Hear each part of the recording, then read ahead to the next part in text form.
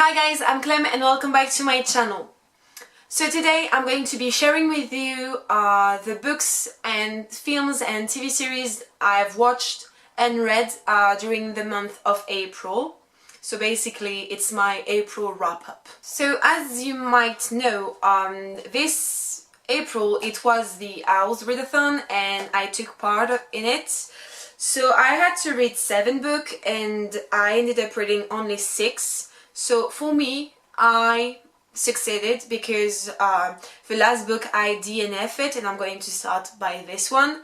So for one of my prompts I had to read Rose by, I don't remember her name, and after 50% of the book I DNF'd because I wasn't into it and the character didn't interest me and the story was boring and I didn't care about anything except the ending, but I couldn't find the ending. So if you read this book, please tell me in the comment down below what's happening, or like, I don't know, give me a link to something that I don't know what's the ending, because I just need to know that, because the rest I don't care.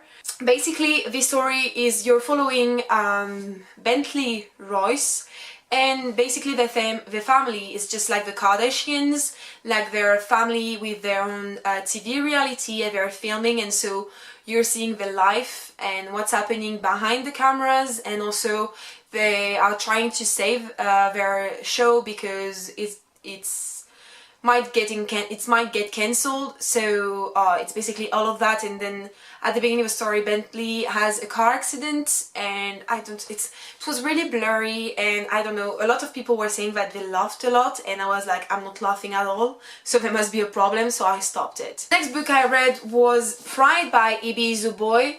So I gave it 5 out of 5 stars. Pride is a retelling of Pride and Prejudice, except it's happening in the United States and in a black neighborhood, or yeah, mainly black neighborhood. And so Lizzie is living with her family in this hood, as she call it, since forever, and she loves it, and she loves black roots. And one day in front of their house, the Bentleys are arriving, and they are in this humongous house, very chic and very wealthy family. And so at the beginning they don't like each other, just like in the original story. It was really amazing. I loved it. There was some angst and I was living for it. I mean, Pride and Prejudice is one of my favorite books, and this retelling did not deceive me. It was amazing. So the second book I read this month was P.S. I Still Love You by Jenny Han. So this is the second book in the To All the Boys I Loved Before trilogy, or the Lara Jean trilogy. It was a reread for me, like since I've seen the movie and since I've seen images from the set of the second one, I want to read this book, so I decided to pick it up for my Owls Readathon because it worked for one of the prompts. It was a really good rereading, but while reading it I saw all the things that went wrong and that I didn't like in this book, because before rereading it I kept on saying that this one was my favorite one, and now no, too much pain and too much problems. So I think the first one is my favorite one. This one is really good. I still love it a lot, but it's not my favorite one in the trilogy. The third book I read this month was Shadow and Bones by Leigh Bardugo, so the first book in the Grisha trilogy, and this was amazing. I loved it 100%. I gave it 4.75 out of 5 stars just because the beginning was slow, but I didn't expect it to love it that much. It was so great. I know like the second one is not going to be as great, like, because we're not seeing as much the Darkling and we're seeing a lot of Mal, and I don't like him, so this is problematic. But still, I can't wait to read the second one. The first one was amazing. So if you don't know this book, but I'm sure like you know what it is, but basically it's happening in the same universe as Six of Crows, and you're following Alina, and Alina is a normal girl, like she's training to become a cartographer, but one day she goes in this I don't remember the name of it, but there is a place in the world where there are creatures, but they need to cross it in order to get to other towns that are like beyond it.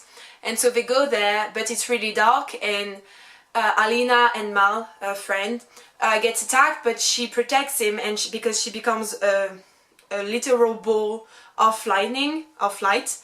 And so she discovered that actually she is a Grisha and that she has powers, and so she goes to the Darkling Palace and to train to be a Grisha, and from then a lot of things happen, and it was just so great. I loved it. Next I read Stars Above by Marissa Meyer. So this is the companion book to the Lunar Chronicles, and it's a series of novellas that she wrote about the universe. And so they are like eight stories, and each one is about different characters from the world. And it was so interesting because basically for each characters you have a story about their origin, and so you learn why they are how they are when you meet them in the book. And also there is one, the last one is about what's happening after, and it was just so cute. I loved it so much. My least favorite is the one about the little android, because I was really confused about it, and my favorite one is about the Guide of Getting Lucky by, it's about Carswell, and it was really, really great. I loved it. Next I read Heartstopper by Alice Osman. I had to read it because it was the pick for my book club. I read it in like 1 hour on tapas because I didn't get at the book yet, but I'm planning on buying it because I loved it. So Heartstopper is a graphic novel about Charlie, and Charlie is at this school and falls in love with this guy called Nick, but at the beginning is sure that Nick is straight, and so Charlie has to live with having a crush on a straight guy, and from then a lot of things happen. It's really cute. I loved it. I love the arts in it. It was just amazing. I can't wait to read the second one, and I know I could read it online, but I want to read it on paper. And last but not least, this month I read Always Never Yours by, don't ask me to say the name of those two authors because I don't know it and they're way too long, so those two people. And so Always Never Yours is a story about a girl, I forgot the name, and she loves theater, but she's not into acting. She likes to direct people, but she wants to join this really amazing school that's basically a bit like Juilliard but from a state. But in order to get in, she has to have an experience in acting, and so she asked to add a role in the play, which is Romeo and Juliet, but in the end she ends up getting the lead role, so she ends up being Juliet, and Romeo is her ex-boyfriend. And basically this girl, she's always the second choice, in a way that every time a boy falls in love with her or they start dating, they are happy, but in the end the boy meets another girl and it ends up being his soulmate in a way, like the girl is supposed to be. So this girl is in a way the girl in between. So she never really had a real boyfriend, but then at the beginning of the year she meets this guy that's in the production, but she has a girlfriend and it's really complicated, and she's just friends with him. And yeah, it was really cute. I really liked it. Those at some point there were things that were a little bit too long, and yeah, but it was cute. I would give it a 4 out of 5 stars. It was really cute. Now let's move on to the movies I have watched this month. So the first movie I watched in April was Dumbo by Tim Burton, so the latest version. It was great. I was not really into it at the beginning. I just found Dumbo really cute and I wanted to see what Tim Burton had done with the movie, and it was aesthetically pleasing.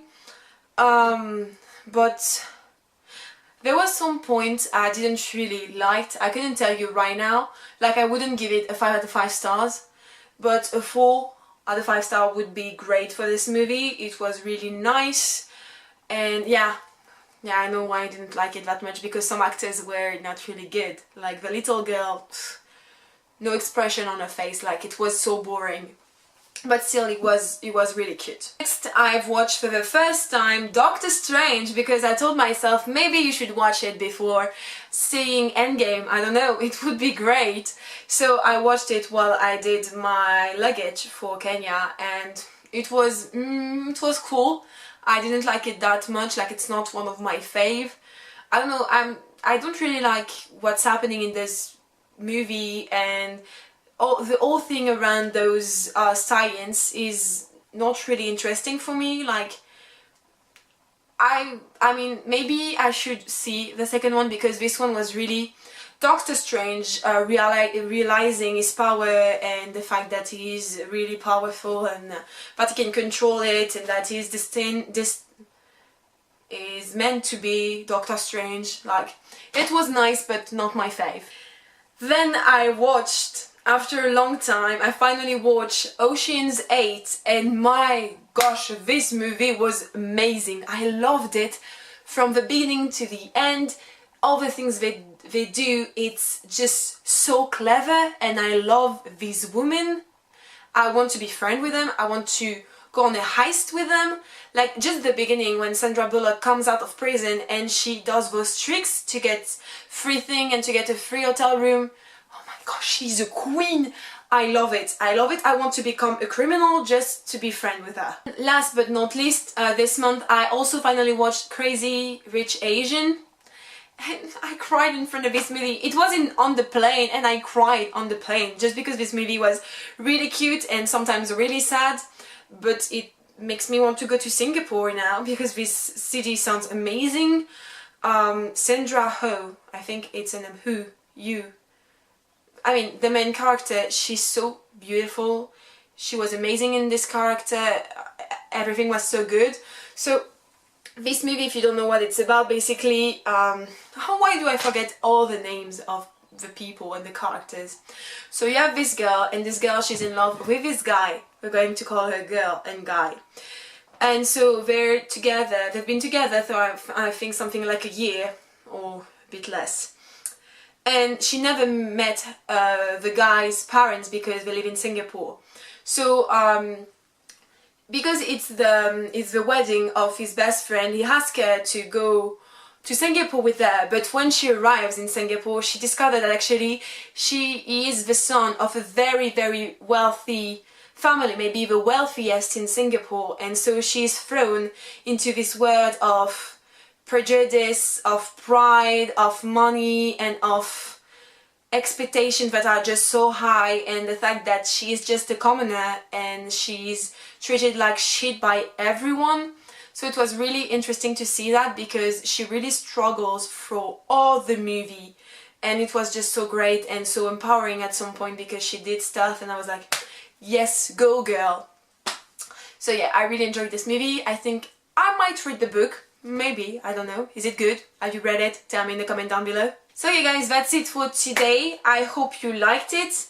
If you did, tell me in the comment down below what you've been reading or watching this month. I would love to know. Also, don't forget to subscribe to my channel to be notified when I post new video. Also, thank you to all of you, because we finally reached 200 subscribers, and I would like to thank you because it's you who made it happen. So thank you for following me.